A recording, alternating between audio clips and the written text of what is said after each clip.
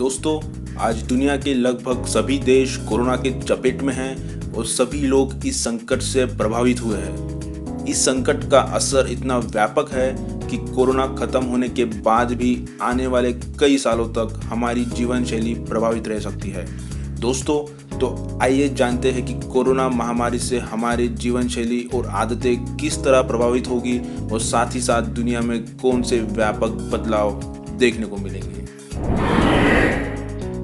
दोस्तों, दुनिया में अभिवादन के तरीकों में से सबसे प्रचलित हाथ मिलाना या हैंडशेक करना है। दोस्तों, माना जाता है कि अभिवादन के इस तरीके की शुरुआत पुरातन ग्रीक और रोम में हुई। अभिवादन के इस तरीके में दोनों व्यक्ति एक दूसरे की तरफ अपना दायां हाथ मिलाकर हिलाते हैं। इस तरह हाथ मिलाकर हिलाने का सार ये था कि इससे दोनों व्यक्ति आश्वस्त हो जाए कि किसी के भी हाथ में या बगल में कोई छुपा हुआ शस्त्र नहीं है। हालांकि हम इस दौर से बहुत आगे आ गए हैं, पर फिर भी ये अभिवादन का तरीका वैसे ही चला आ रहा है। यही नहीं, यह इतना रच बस गया है कि आज हाथ ना मिलाना एक अशोभनीय व्यवहार समझा जाता है। लेकिन अब जब कोरोना के महामारी में सोशल डिस्टेंसिंग रखने की ज़रूरत पड़ रही है, तो लोग हाथ मिलाने से परहेज करना चाहते हैं। पर चूंकि हमारी सामाजिक व्यवस्था हमसे अपेक्षा करती है कि किसी प्रकार का अभिवादन किया जाए, तो बहुत ज़्यादा संभावना है कि हैंडशेक या हाथ मिलाना बंद होकर किसी नए प्रकार के अभिवादन के तरीके की शुरुआत हो, या यूँ कहे इसकी शुरुआत भी हो चुकी है। हाल फिलहाल में कई जाने माने लोगों को पारंपरिक हाथ मिलाने के तरीके की जगह नए तरीकों से अभिवादन करते हुए देखा गया, जैसे कि 2020 के अमेरिकी राष्ट्रपति चुनाव के प्रत्याशी जो बिडेन एवं बर्नी सैंडर्स ने हाथ मिलाने की जगह एल्बो बम्प या कोहनियां टकराकर अभिवादन किया।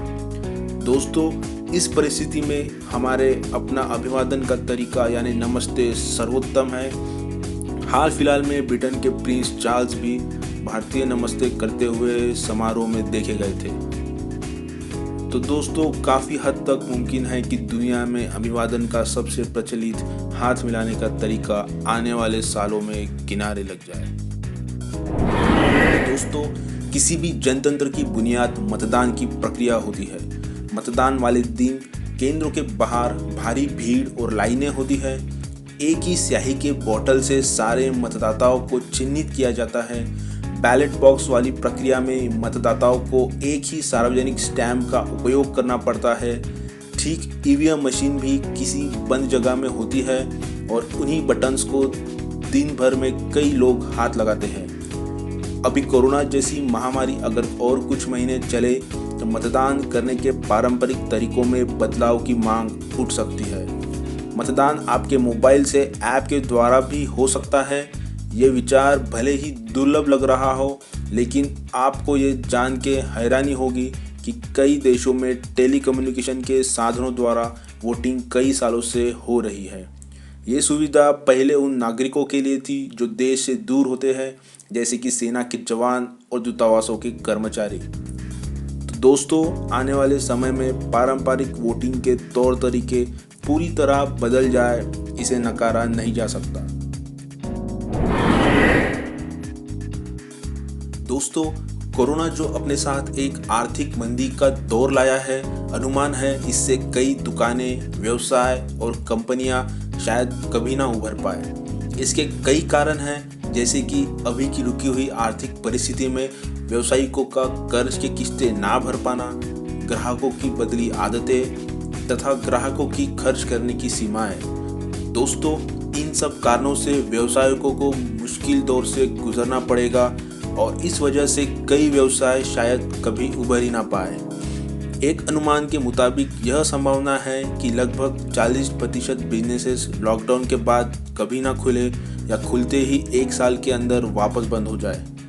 वहीं इसके विपरीत लोग ऑनलाइन शॉपिंग को प्राधान्य दे सकते हैं और ऑनलाइन शॉपिंग कई गुना बढ़ सकती है। तो दोस्तों, आने वाला वक्त पारंपरिक दुकानों और व्यवसायों के लिए मुश्किल भरा हो सकता है। दोस्तों, रोजमर्रा के लेन देन में कैश या नकद का इस्तेमाल कम हो सकता है और इसकी जगह डिजिटल माध्यमों का और ज़्यादा व्यापक रूप से इस्तेमाल हो सकता है। दोस्तों, कई आर्थिक जानकार कैशलेस इकोनॉमी की भी बात करते हैं, जिसमें कैश का इस्तेमाल कम से कम या ना के बराबर हो। कैशलेस इकोनॉमी से सरकार के राजस्व में भी बढ़ोतरी होती है।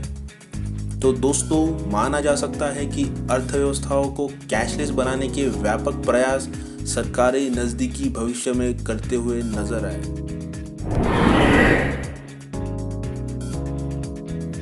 दोस्तों, जहाँ टच स्क्रीन डिवाइसेस सार्वजनिक इस्तेमाल में हैं, जैसे touch screen ATM, touch screen biometrics attendance, touch screen lift panels आदि जगहों से इन्हें हटाकर नए तरीकों जैसे रेटिनल स्कैनिंग, वॉइस स्कैनिंग आदि या और कई नए तरीके इनकी जगह निकट भविष्य में ले सकते।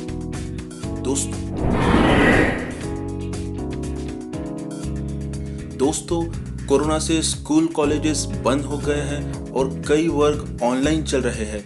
ऑनलाइन चल रही कक्षाओं का अनुभव करने के बाद अब ये सवाल उठ रहा है कि क्या सही में पारंपरिक शिक्षा पद्धति ही आज के समय के हिसाब से एकमेव उचित तरीका है, क्योंकि आज महानगरों में विद्यार्थियों के कई घंटे प्रतिदिन आवागमन में खर्च हो जाते हैं। उसी समय को वे और बेहतर तरीके से खुद के विकास के लिए इस्तेमाल में ला सकते हैं। और यही नहीं, अगर पारंपरिक शिक्षा पद्धति ऑनलाइन उपलब्ध करवाई जा सके तो मुमकिन है कि ज्ञान को समाज के सबसे निचले स्तर तक भी पहुंचाया जा सके। दोस्तों, इस महामारी की वजह से सब जगह मास्क, यूनिफॉर्म, ग्लोव्स पहनना लोगों की एक आदत बन सकता है। कई जगह और कार्यस्थलों पर कोरोना के बाद भी मास्क और ग्लोव्स पहनने की सख्ती रह सकती है। दोस्तों, हाल फिलहाल में यह भी व्यंग किया जा रहा था कि अगर मास्क लगाए रखना अगले 10 सालों तक जारी रहा तो आने वाली पीढ़ी शायद मुंह और नाक को निजी अंग समझने लगे।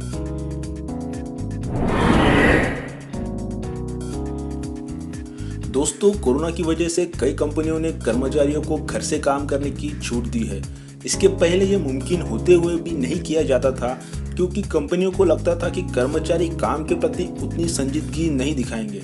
साथ ही साथ हमेशा किसी न किसी का विरोध रहा होगा ऐसी नई चीज़ों के लिए, जिससे कभी घर से काम करने का मानक स्थापित नहीं हो पाया। लेकिन अब जब कोरोना महामारी ने कंपनियों को घर से काम करवाने का प्रयोग करने के लिए विवश किया, तो अब कंपनियां यह महसूस कर रही है कि घर से काम करवाने के अपने फायदे हैं, जिसमें कर्मचारी ज़्यादा खुश और कुशल तरीके से अपने कामों को अंजाम दे सकते हैं। दोस्तों, हो सकता है महामारी के बाद भी कंपनियां हफ्ते में 5 से कम दिन ऑफिस करवाए और बाकी दिन घर से काम करने की अनुमति दे।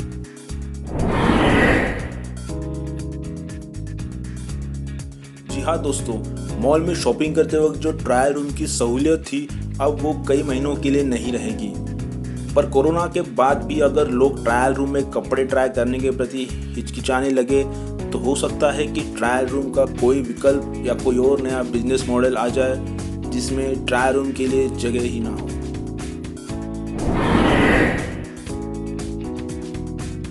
दोस्तों, कोरोना या और किसी भी महामारी को झुग्गियों में रोकना लगभग असंभव हो जाता है। झुग्गियां अवैध रूप से घरों और गलियों के बीच पर्याप्त जगह छोड़े बिना बन जाती है। यहाँ तक कि कईयों में शौचालय भी नहीं होते। लेकिन जब भी सरकार इनका पुनर्वसन की कोशिश करती है तो उन्हें स्थानिकों के रोष का और विरोध का सामना करना पड़ता है।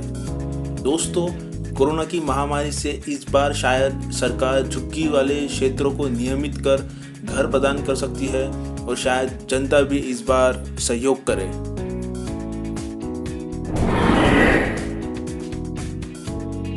दोस्तों, इस महामारी की वजह से लोग अस्पतालों में जाना कम ही पसंद कर रहे हैं और कई अस्पताल डॉक्टरों से परामर्श टेली काउंसलिंग के द्वारा उपलब्ध करवा रहे हैं। दोस्तों, महामारी के बाद भी ये ट्रेंड जारी रह सकता है और सिर्फ डॉक्टर ही नहीं बल्कि जितने भी व्यवसाय जो अलग अलग विषयों में परामर्श देते हैं, जैसे वकील, चार्टर्ड अकाउंटेंट्स आदि की भी सेवाएं ऑनलाइन ही प्रदान करने का एक मानक तय हो सकता है।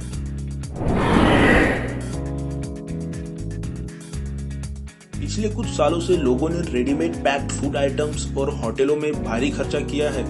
मध्यम वर्गीय परिवारों की भी जहां आदत सी बन गई थी नियमित बाहर खाने की या होम डिलीवरी मंगवाने की। पश्चिमी देशों में ये प्रचलन ज्यादा देखने को मिलता है, पर अब जब रेस्टोरेंट्स बंद है, लोगों ने घरों में खाना बनाने की आदत डाल ली है और कई लोग आगे भी बाहर खाना कम कर दे या शायद। दोस्तों, हाँ, ये सुनने में अजीब लगे कि कोरोना की वजह से दुनिया का नक्शा बदल सकता है, पर यह बहुत मुमकिन है। दोस्तों, कोरोना जैसी महामारी एक बहुत बड़ी जागतिक मंदी लाई है। ऐसी मंदी की अर्थव्यवस्था बेरोजगारी लाती है। बेरोजगारी समाज के मध्यम व निचले तबके को और गरीब बनाती है। इस तबके को कई परेशानियों से गुजरना पड़ता है। ऐसे हालात में इन तबकों का सरकार के प्रति रोष पैदा होता है। अब भारत जैसे देशों में जनता के पास वोट का अधिकार होता है, पर कई देश जैसे कि हमारा पड़ोसी चीन, इसमें जनता के सामने सरकार चुनने का अधिकार नहीं होता। वहां सरकार ऐसे किसी भी प्रदर्शनों से डरती है और ऐसे चुनौतियों से जनता का ध्यान भटकाने के लिए राष्ट्रीयता के मुद्दे उपस्थित करती है, जिस कारणवश बॉर्डर पर तनाव वाली खबरें अक्सर आती है, ताकि देश एकजुट रहे और सरकार के समर्थन में रहे। जैसे कि अभी आप चीन की हरकतें देख सकते हैं। चीन लगभग अपने हर पड़ोसी के साथ सीमा विवाद सुलझाने में लगा है। चीनी सैनिक सभी सीमाओं पर गैर जरूरी आक्रामकता दिखा रहे हैं। इसका परिवर्तन किसी भी देश के साथ कोई सीमित जंग में हो सकता है जो छोटे स्तर पर लड़ी जाए। इसके फलस्वरूप हो सकता है कुछ देशों की सीमाएं बदल जाए। इसी कारण आने वाले समय में दुनिया के नक्शे में बदलाव देखे जाने की संभावना को नकारा नहीं जा सकता।